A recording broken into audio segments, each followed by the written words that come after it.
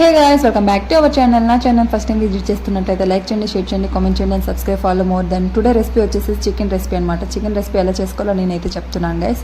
And ముందుగానే pan వేసుకొని పాన్లోని and oil వేసుకున్న కదా, ఆ ఆయిల్ హీట్ ఎక్కిన తర్వాత మనం ముందుగా కట్ చేసుకున్న పచ్చిమిర్చి, ఉల్లిపాయలు, టమాటీలు ఆ పాన్లోకి వేసిన తర్వాత బాగా రోస్ట్ అవ్వాలి. బాగా రోస్ట్ అయిన తర్వాత అండ్ మనం ముందుగా గ్రైండ్ చేసుకున్న అల్లం వెల్లుల్లి పేస్ట్ కూడా వేసి బాగా మిక్స్ చేయాలి. మిక్స్ చేస్తే కనుక అవి క్రంచీగా ఏగుతాయి. ఏగిన తర్వాత మనకి గ్రేవీ, చికెన్లో మెయిన్ గ్రేవీ ఇంపార్టెంట్ కాబట్టి గ్రేవీని మనం ఎలా అయితే చేసుకోవాలనుకుంటే జీడిపప్పు, టమాటా అండ్ ఆనియన్ కలిపి పేస్ట్ చేసుకున్నాము. గ్రైండర్లో పేస్ట్ చేసుకుంటే ఆ గ్రేవీ, ఆ పేస్ట్ వచ్చేసి మన పాన్లో అయితే వేసుకున్నాం. పాన్లో ఎందుకు వేసుకుని అలా కలపాలి అంటే గ్రేవీ అనేది నీట్గా ఉండాలి కాబట్టి. అండ్ మొత్తం బాగా కలుస్తుంది కలుపుతున్న కొద్దిని.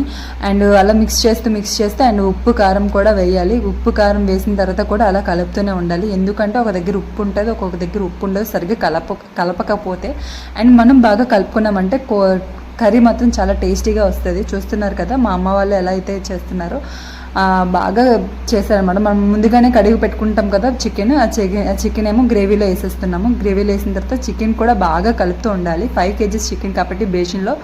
అండ్ మా అమ్మ వాళ్ళు ఎలా కుక్ చేశారో నేనైతే వీడియో అయితే చేస్తున్నాను గైస్. అండ్ నాకైతే ఫైనల్లీ బాగా కలిపేశారు. ఆ చికెన్ చూస్తుంటే తినాలని ఆతృత అయితే వచ్చేసింది. ఫైనల్లీ చికెన్ అయితే బాయిల్ అవుతుంది. ఒక 5 minutes అయిపోయిన తర్వాత అండ్ చికెన్ మసాలా కూడా వేశారు. చికెన్ మసాలా వేసిన తర్వాత ఒక 5 minutes 5 to 6-7 minutes ఏమో మగ్గాలి అనమాట. మగ్గితే చికెన్ రెడీ అయిపోద్ది.